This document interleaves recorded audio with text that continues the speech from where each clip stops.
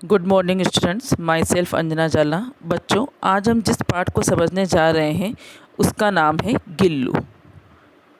इस पाठ की जो लेखिका हैं उनका नाम है महादेवी वर्मा। हम इन लेखिका को अच्छी तरह से जानते होंगे क्योंकि इनकी पहले भी कई रचनाएं हमारे पिछली क्लासों में आ चुकी हैं। ये हिंदी की महत्वपूर्ण काव्ययुग छायावाद की कवियों में से और लेखिकाओं में से एक थी। प्रेम और करुणा से ओतप्रोत काव्य गीतों एवं संरचनात्मक रेखा चित्रों के लिए बहु प्रशंसित। बोले इनकी जो रचनाएं थी, जो इनकी कविताएं थी, वो अधिकांश प्रेम और करुणा पर आधारित थी।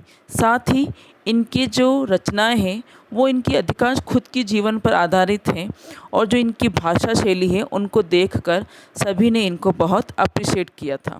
भारत सरकार द्वारा इन्हें पद्म भूषण से सम्मानित किया गया, साथ ही इन्हें ज्ञानपीठ पुरस्कार भी दिया गया। इसके अलावा इनकी जो प्रमुख कृतियाँ हैं वो हैं निहार, रश्मि, निर्जा, यामा, दीपशिखा, श्रृंखला की कड़ियाँ, स्मृति की रेखाएं और अतीत के चलचित्र।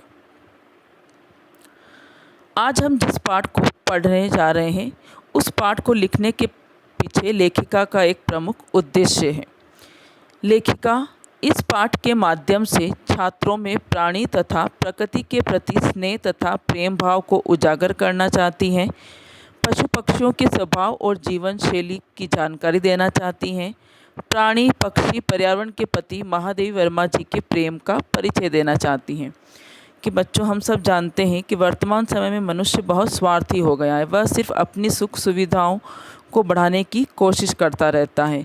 वह सोचता है कि जिस धरती पर उसने जन्म लिया है, जिस धरती पर वह रह रहा है, उस पर केवल एक उसका ही एकमात्र अधिकार है और इसी सोच के कारण वह इस धरती पर रहने वाले अन्य दूसरे प्राणियों के प्रति कोई सहानुभूति की भावना नहीं रखता। इसका ताज़ा एग्जाम्पल हम लोगों ने टीवी में कुछ दिनों पहले सुना होगा कि किस प्रकार एक राज्य में कुछ लोगों ने एक हथिनी को अनानास के अंदर बम रखकर उसको खिला दिया था, जिसकी वजह से उस हथिनी और उसके अंदर पल रहे बच्चे की मृत्यु हो गई थी।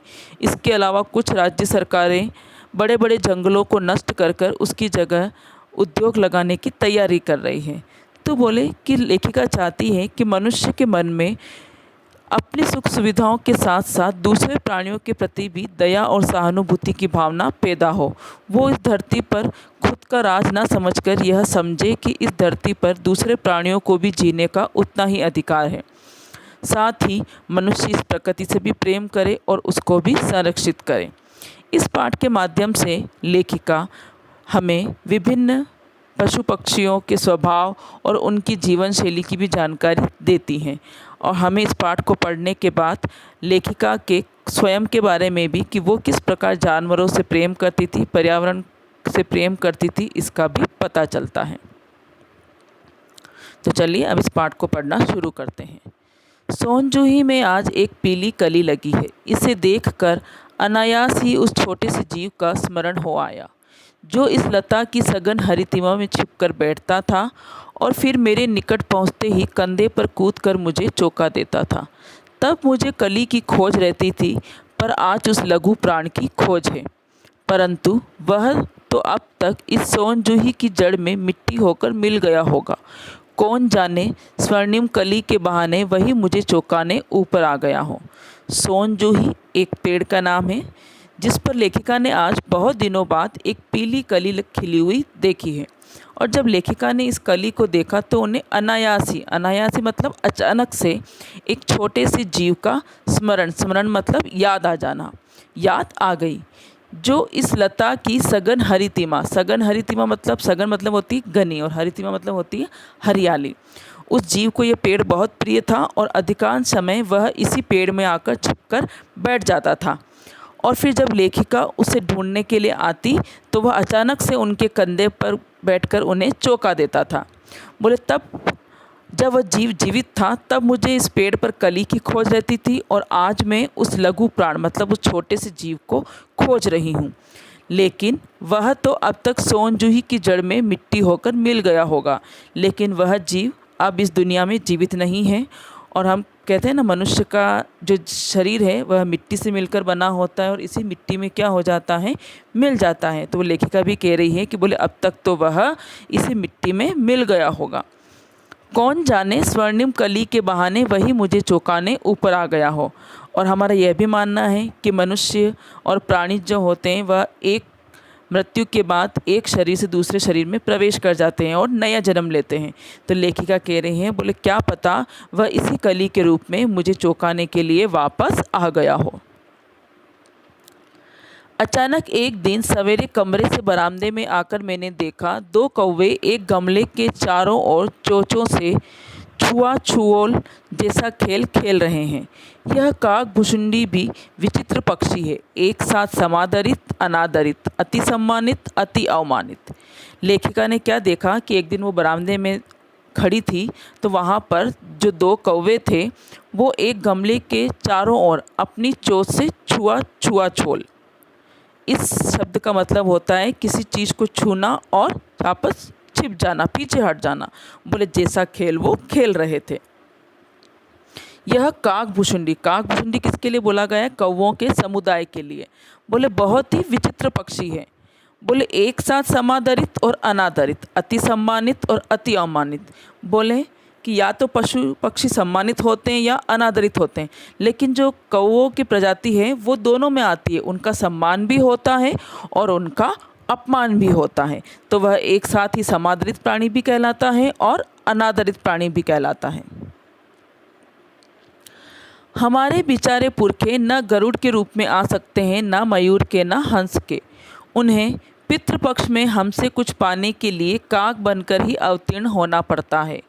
इतना ही नहीं, हमारे दूरस्थ प्रियजनों को भी अपने आने का मधुर संदेश इनके कर्कश स्वर में ही देना पड़ता है।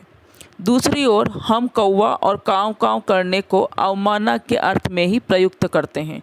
बच्चों, हमारे हिंदू धर्म में श्राद्ध पक्ष चलते हैं और हमारा ये मानना है कि जब श्राद्ध पक्ष चलते हैं और जब भोजन बनाया जाता है तो सबसे पहला जो भोजन होता है वह कौवों को खिलाया जाता है, क्योंकि ऐसा मानना है कि जो हमारे पुरखे मतलब पूर्वज, मतलब जिनकी मृत्यु हो चुकी है, बोले ना तो वो गरुड़ पक्षी के रूप में आते हैं, ना मयूर के रूप में आते हैं, ना हंस के रूप में आते हैं।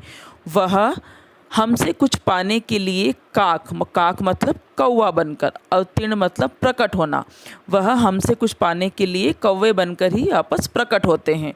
मतलब हमारी यह मान्यता है कि श्राद्ध पक्ष में अगर आपके यहाँ पर कौवे आए हैं मतलब वो हमारे पूर्वज के प्रतीक हैं और हम तब उनका क्या करते हैं, सम्मान करते हैं। और हमने जो भी भोग बनाया होता है वह सबसे पहले हम जाकर किसको खिलाते हैं, कौवों को खिलाते हैं। तो जो हमारे श्राद्ध पक्ष के जो 15 दिन होते हैं उन 15 दिनों में कौवों की बहुत ही आवभगत की जाती है। साथ ही दूरस्थ प्रियजनों मतलब दूर रह रहे हमारे जो रिश्तेदार हैं, बोले उनको आने का संदेश भी कौन देते हैं, ये कौवे देते हैं। कहते हैं कि अगर कर्कश मतलब आपने खुद सबने सुना होगा, कौवे की आवाज़ कोई प्रिय नहीं होती, ये जब कानों में बोलता है तो बिल्कुल भी अच्छा नहीं लगता। लेकिन कहते हैं कि जब कौवा आपके घर के ऊपर बोल रहा हो तो आज आपके घर पे 100% कोई ना कोई मेहमान आएंगे ही आएंगे।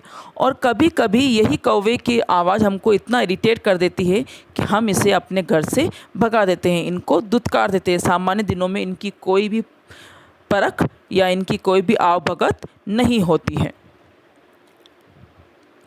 मेरे काक पुराण के विवेचन में अचानक बाधा आ पड़ी, क्योंकि गमले और दीवार की संधि में छिपे एक छोटे से जीव पर मेरी दृष्टि रुक गई। निकट जाकर देखा, गिलहरी का छोटा सा बच्चा है जो संभवतः घोंसले से गिर पड़ा है और अब कौवे इसमें सुलभ आहार खोज रहे हैं। काकद्वय की चोंचों के 2 घाव उस लघु प्राण के लिए बहुत थे, अतः वह निश्चेत सा गमले से चिपटा पड़ा था। बोले कि मैं कौवे के बारे में ये सोच ही रही थी कि अचानक मैंने क्या देखा कि दीवार और गमले के बीच में एक छोटा सा जीव है। और जब मैं पास में, निकट मतलब पास में जाकर मैंने देखा तो वह गिलहरी का एक छोटा सा बच्चा था जो शायद उसके घोंसले से क्या हुआ नीचे आकर गिर पड़ा था। और हम जानते हैं कौवा एक मांसाहारी प्राणी है, तो बोले कौवे को वह अपना सुलभ मतलब क्या होता है, आसानी से मिलने वाला, और आहार मतलब भोजन। बोले कौवों को क्या लग रहा था कि आज उन्हें उनका भोजन आसानी से प्राप्त हो गया है। काकद्वय मतलब वो दोनों कौवे जो उससे छुआ-छूल का खेल खेल रहे थे, उसको चोंच मार रहे थे, उनकी वो चोंचें उसके जो गाँव थे वो उस लघु प्राण के लिए मतलब उस छोटे से जीव के लिए उसकी जान लेने के लिए बहुत थे।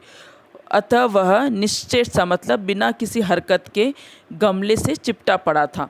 बोले कि वह उसके घाव से घायल हो गया था, उसमें इतने प्राण भी नहीं थे, तो बोले कि वह उनके हमले झेल कर उस गमले से क्या हो गया था, बिना हरकत के वहाँ पर गिरा पड़ा हुआ था।